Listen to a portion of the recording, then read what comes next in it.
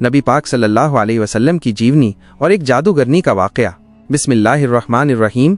अस्सलामु अलैकुम। क्या आप जानते हैं कि इस्लाम से पहले रूमी, ईरानी, सुमेरी और हिंदी सभ्यताएं क्या थीं? क्या आप नबी पाक सल्लल्लाहु अलैहि वसल्लम और जादूगरनी के वाक़ये के बारे में जानते हैं? क्या आप जानते हैं कि आप सल्लल्लाहु अलैहि वसल्लम की वफ़ात को शहादत क्यों कहा गया? ये सब कुछ आपको आज की वीडियो में बताया जाएगा। उम्मीद है ये वीडियो आपको पसंद आएगी, इसलिए आपसे गुजारिश है कि इस पाक और खूबसूरत वीडियो को आखिर तक जरूर देखिएगा।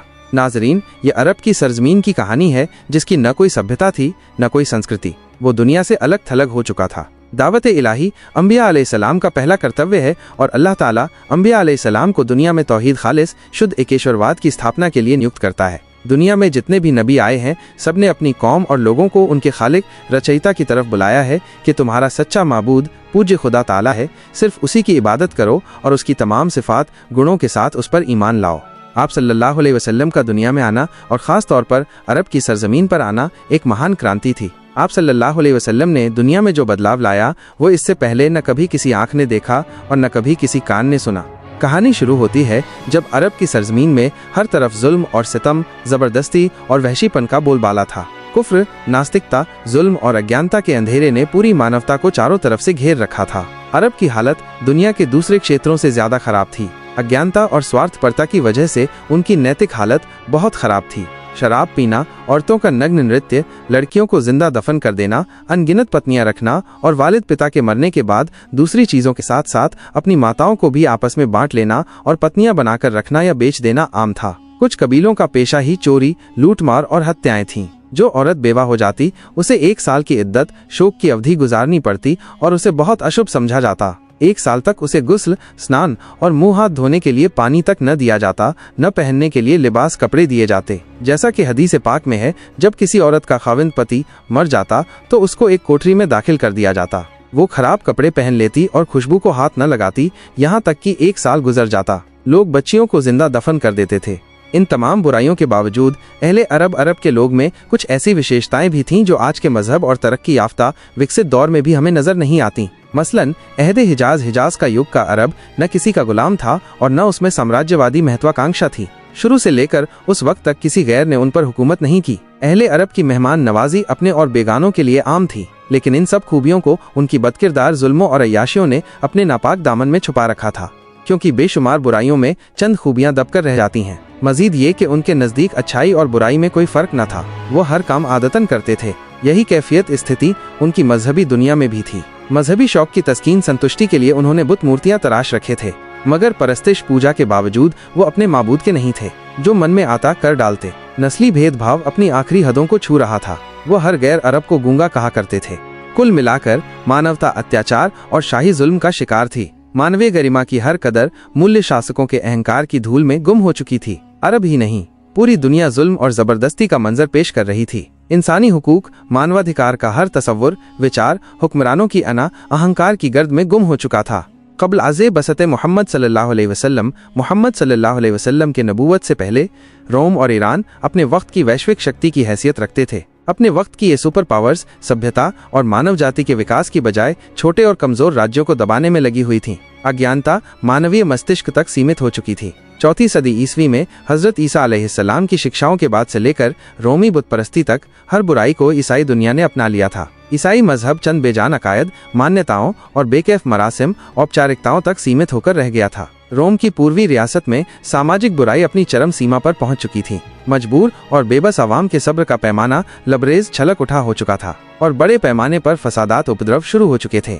नाजरीन, इस्लाम एक मुकम्मल दीन, धर्म और तरीका जिंदगी जीवन शैली है। इसका पेश किया गया फिक्र और अमल का निज़ाम, विचार और कर्म की व्यवस्था हर दौर के इंसान की व्यक्तिगत और सामूहिक जिंदगी के हर पहलू के लिए अपनाने योग्य है। इस्लाम का मानने वाला इस बात का पाबंद है कि अपनी ख्वाहिश को अल्लाह के दीन के ताबे अधीन कर दे और किसी भी ख्वाहिश की पूर्ति और संतुष्टि के लिए सिर्फ वही रास्ता और तरीका अपनाए जिसका निर्धारण दीन में किया गया है। अल्लाह ताला का इरशाद है, ऐ लोगो जो ईमान लाए हो, दायरे इस्लाम में पूरे के पूरे दाखिल हो जाओ। और रसूलुल्लाह सल्लल्लाहु अलैहि वसल्लम ने फरमाया, तुम में से कोई भी उस वक्त तक मोमिन विश्वासी नहीं हो सकता जब तक उसकी ख्वाहिश मेरी लाई हुई शिक्षाओं के अधीन न हो जाए। आप सल्लल्लाहु अलैहि वसल्लम की जिंदगी में हर क्षेत्र से जुड़े व्यक्तियों के लिए मार्गदर्शन है। आप सल्लल्लाहु अलैहि वसल्लम दाई, प्रचारक भी थे और मुरब्बी, शिक्षक भी, काजी न्यायाधीश भी थे और जाहिद वैरागी भी, राजनीतिक भी थे और शासक भी, सिपाही थे और रहनुमा, नेता भी, बाप भी थे और शौहर पति भी थे। इसलिए अगर आप दाई हैं तो सीरत नबी सल्लल्लाहु अलैहि वसल्लम, नबी सल्लल्लाहु अलैहि वसल्लम की जीवनी के अध्ययन से दावत के कई तरीके मिलेंगे। अगर आप खानदान, कबीले या फौज की क़यादत, नेतृत्व कर रहे हैं या शासन संभाले हुए हैं तो सीरत के अध्ययन से एक मजबूत निज़ाम और सुदृढ़ सिद्धांत मिलेंगे। रसूलुल्लाह सल्लल्लाहु अलैहि वसल्लम ने अपनी उम्र के 15वें साल में ही अमन शांति के एक समझौते में शिरकत भाग लिया। अमीर, गरीब, सरदार और गुलाम के लिए एक ही कानून स्थापित किया। कल्याणकारी सेवाओं में हमेशा आगे रहे। एक मुकम्मल आर्थिक निज़ाम पेश किया जिसके मुताबिक तिजारत, व्यापार करके मुसलमानों ने उस व्यापार पर, जिस पर बहुत अरसे से यहूदी काबिज अधिकार जमाए थे, अपना अधिकार कर लिया। संक्षेप में रसूलुल्लाह सल्लल्लाहु अलैहि वसल्लम की कोशिशों के नतीजे में जजीरतुल अरब, अरब प्रायद्वीप, जो गोया एक मैदान जंग था, अमन का गहवारा बन गया। जहां भाई भाई का दुश्मन था वहां पूरा समाज आपसी सहयोग और कृतज्ञता से भर गया। समाज में ये तब्दीलियां, परिवर्तन कैसे आईं, ये जानने के लिए भी सीरत का अध्ययन अत्यंत आवश्यक है। आप सल्लल्लाहु अलैहि वसल्लम की उम्र मुबारक के 20 साल का एक वाकया है। अरबों की सारी खराबियों के बावजूद उनके अंदर अभी तक कुछ अच्छे गुण मौजूद थे। जुल्म के खिलाफ कभी कभार उनकी रगे हमियत, गरिमा की नस जाग उठती थी और वो जालिम से मजलूम का हक दिलाने के लिए सीना सिपर तैयार हो जाया करते थे। कबीला बनु जुबैद का एक शख्स कुछ माले तिजारत, व्यापार का सामान लेकर मक्का आया। उसकी बेटी भी उसके साथ थी। उस ताजिर व्यापारी से उसका सामान मक्का के मशहूर और मालदार सरदार आस बिन वाइल ने खरीद लिया, लेकिन उसने सीना जोरी जबरदस्ती करते हुए उस जुबैदी ताजिर की बेटी को भी अपने कब्जे में ले लिया। वो अजनबी शख्स खाना काबा में आया और खाना काबा का गिलाफ पकड़कर बुलंद आवाज से रोते पीटते हुए फरियाद करने लगा, ऐ शहर मक्का के शरीफ और प्रभावशाली आदमी, आस बिन वाइल ने मुझसे जबरदस्ती मेरी बेटी छीन ली है। मैं मुसाफिर हूँ, मजलूम हूँ, तुम्हारी खिदमत में दरख्वास्त गुजार प्रार्थी हूँ कि मेरी दादरसी सहायता करो और मेरी बेटी मुझे वापस दिलाओ। कुरैश के कुछ नौजवानों ने उस मजलूम की आहो पुकार सुनी तो अल्लाह ने उनके दिलों में ये बात डाल दी कि मर्दानगी का तकाजा है कि इस मुसाफिर की दादरसी की जाए। जब तारीख में हम इस वाक़ये का अध्ययन करते हैं तो दिल में ये बात उठती है कि अल्लाह ताला ने अपने घर के अंदर एक मजलूम की दादरसी को शर्फ कबूलियत, स्वीकृति का सम्मान बख्शा और उन लोगों के दिलों को खैर अच्छाई की जानिब तरफ आमादा तैयार कर दिया। गुमाने गालिब अधिक संभावना यह है कि ये लोग दर्जन भर के लगभग होंगे। नबी सल्लल्लाहु अलैहि वसल्लम इनमें पेश अग्रणी थे। ये सब लोग उस जुबैदी को अपने साथ लेकर आस बिन वाइल के दरवाजे पर पहुंचे। उसे बाहर बुलाया और सबने एक जबान होकर कहा, इस मजलूम पर तुमने क्यों जुल्म ढाया है? उस जालिम ने कहा, मैंने कोई जुल्म नहीं किया, वह लड़की कायज दासी है। जब माल का सौदा किया था तो ये लड़की भी मैंने इस शख्स से खरीद ली थी। आस बिन वाइल का जवाब सुनकर ईफिद प्रतिनिधि मंडल के लोगों ने जुबैदी से विशाहप स्पष्टीकरण मांगी तो उसने कहा, खाना काबा की अजमत, महानता और तकद्दुस, पवित्रता की कसम, मैंने अपनी लड़की नहीं बेची और न ही वो कायज दासी है, वो मेरी बेटी है और इस शख्स ने अपनी कुव्वत, शक्ति के बलबूते पर जबरदस्ती इसे अगवा करके अपने घर में डाल दिया है। इस पर यिफ प्रतिनिधि मंडल के लोगों ने सख्ती के साथ आस बिन वाइल से बात की तो उस बदबख्त ने अपने जुर्म का इनकार कर दिया और जुबैदी की लड़की उसे वापस देना पड़ी। लड़की वापस करने के वक्त बदबख्त आस ने अरकान इफ़े प्रतिनिधि मंडल के सदस्यों से कहा कि मैं कल सुबह लड़की वापस करूंगा, एक रात मुझे इसके साथ गुजार लेने दो। विफ़े प्रतिनिधि मंडल के तमाम गैरतमंद अरकान, सम्मानजनक सदस्य ने उसे सख्ती के साथ इस बुरे इरादे पर शर्म दिलाई और कहा, यह हरगिज मुमकिन नहीं। चुनांचे अतः उसे अपने शैतानी इरादे पर अमल का मौका न मिला। जुबैदी की बेटी उसे वापस दिलाई गई। अब उसने अपनी बेटी को साथ लिया और अपने इलाके की तरफ रवाना हो गया। नाज़रीन, अल्लाह सुब्हानहू व तआला ने नबी सल्लल्लाहु अलैहि वसल्लम को 40 साल की उम्र में नबूवत व रिसालत, पैगंबरी और संदेशवाहक से सम्मानित फरमाया। नबूवत से नवाजे जाने के बाद आप सल्लल्लाहु अलैहि वसल्लम 13 साल तक मक्का मुकर्रमा में रहे। ये ज़माना आप सल्लल्लाहु अलैहि वसल्लम की मक्की ज़िंदगी कहलाता है। आप सल्लल्लाहु अलैहि वसल्लम ने मक्की ज़िंदगी में 3 साल तक खुफिया तौर पर अपने करीबी लोगों के सामने इस्लाम पेश किया। फिर आप सल्लल्लाहु अलैहि वसल्लम ने 10 साल तक खुले तौर पर इशाअते इस्लाम का प्रचार का काम किया। इसके बाद आप सल्लल्लाहु अलैहि वसल्लम यसरब, मदीना हिजरत प्रवास कर गए। इशाअते इस्लाम की वजह से कुफारे मक्का के नास्तिक आप सल्लल्लाहु अलैहि वसल्लम के जानी दुश्मन हो गए। जब तक नबी सल्लल्लाहु अलैहि वसल्लम ने अपनी नबूवत और रिसालत का ऐलान नहीं किया था, उस वक्त तक आप सल्लल्लाहु अलैहि वसल्लम मक्का में एक अक्लमंद और दानिश्वर, बुद्धिमान, सादिक, सत्यवादी और अमीन, अमानतदार और अच्छे इंसान से जाने जाते थे।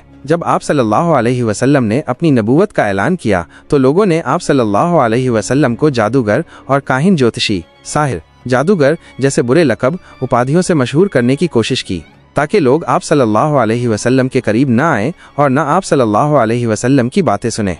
तारिक बिन अब्दुल्ला अल-मुहारिबी रज़ियल्लाहु ताला अन्हु फरमाते हैं, मैंने अल्लाह के रसूल सल्लल्लाहु अलैहि वसल्लम को बाजार ज़िल मजाज में देखा जबकि मैं खरीदो फरोख्त, खरीद बिक्री में मशगूल था। आप सल्लल्लाहु अलैहि वसल्लम सुर्ख जुब्बा, लाल वस्त्र पहने हुए थे और बुलंद आवाज़ से ये फरमाते जाते थे, ए लोगों, ला इलाहा इल्लल्लाह, अल्लाह के सिवा कोई पूज्य नहीं, कहो फलाह, सफलता पाओगे।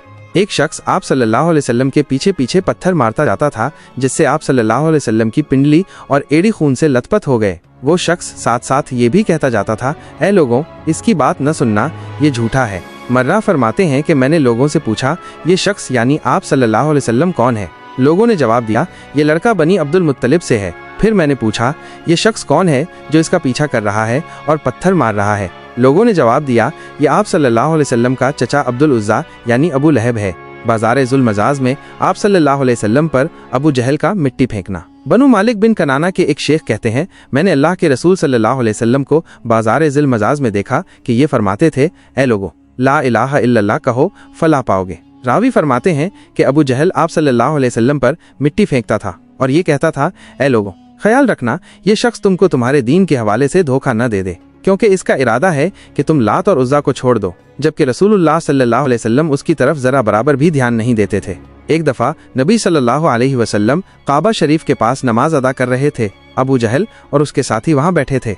उनमें से बाज ने बाज से कहा, तुम में से कौन है जो फला कबीले की ऊँटनी की ओझड़ी लाए और मोहम्मद सल्लल्लाहु अलैहि वसल्लम सजदे में जाएं तो उसे उनकी पीठ पर रख दे। उकबा बिन अबी मुयत, जो निहायत बदबख्त, बदकिस्मत, शकी उल कल्ब, कठोर हृदय और मलून अभिशप्त था, वो वहाँ से उठा और ओझड़ी लेकर आया। फिर वो आप सल्लल्लाहु अलैहि वसल्लम के सजदे का इंतजार करने लगा। जब आप सल्लल्लाहु अलैहि वसल्लम ने सजदे के लिए अपना चेहरा मुबारक ज़मीन पर रखा तो उस नालायक ने उस ओझड़ी को आप सल्लल्लाहु अलैहि वसल्लम की पीठ पर कंधों के दरमियान रख दिया। आप सल्लल्लाहु अलैहि वसल्लम उसके बोझ की वजह से उठ नहीं पा रहे थे, सजदे की ही हालत में परेशान थे। दूसरी तरफ अबू जहल और उसके बेगैरत साथी सब के सब हंसने और ठहाके मारने में मशरूफ व्यस्त थे। हज़रत अब्दुल्ला बिन मसूद रज़ियल्लाहु ताला अन्हु ये सब कुछ देख रहे थे, मगर अपनी कमज़ोरी और जालिमों के खौफ से रसूल खुदा सल्लल्लाहु अलैहि वसल्लम का बचाव न कर सके।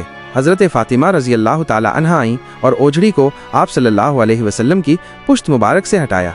नाज़रीन, एक यहूदी जिसका नाम लबीद बिन आसम यहूदी था, उसने हुजूर अक़दस सल्लल्लाहु अलैहि वसल्लम पर जादू कर दिया। बाज़ रिवायत वर्णनों में आता है, लुबैना आसम यहूदी जिसने नबी सल्लल्लाहु अलैहि वसल्लम पर जादू किया था, उसने अपनी लड़कियों को जादू सिखाया था और उन लड़कियों ने तांत के धागे को लेकर इसमें गिरा गांठें बांधी थीं और उस तांत के धागे को कंघी के अंदर लगा दिया था। इस जादू की वजह से नबी सल्लल्लाहु अलैहि वसल्लम की तबीयत कुछ नासाज, अस्वस्थ हो गई और नासाज इस तरह हुई कि बाज़ औक़ात कभी कभी वही ईश्वरीय संदेश के अलावा दीगर उमूर, दूसरे मामलों में आप सल्लल्लाहु अलैहि वसल्लम एक काम कर लेते मगर ख्याल होता था कि नहीं किया। एक दिन आप सल्लल्लाहु अलैहि वसल्लम ने हज़रत आयशा सिद्दीक़ा रज़ियल्लाहु ताला अन्हा से फरमाया कि मुझे जो तकलीफ़ चल रही है इसके बारे में अल्लाह तबारक व ताला ने मुझे ख्वाब में इसका असल सबब कारण बता दिया है। मैंने ख्वाब देखा है कि 2 फरिश्ते आए और आकर मेरे पास बैठ गए और उन्होंने आपस में गुफ्तगू बातचीत शुरू की कि इन साहिब को क्या हुआ, इनको क्या तकलीफ़ है। दूसरे फरिश्ते ने जवाब दिया कि इन पर किसी ने जादू कर दिया है।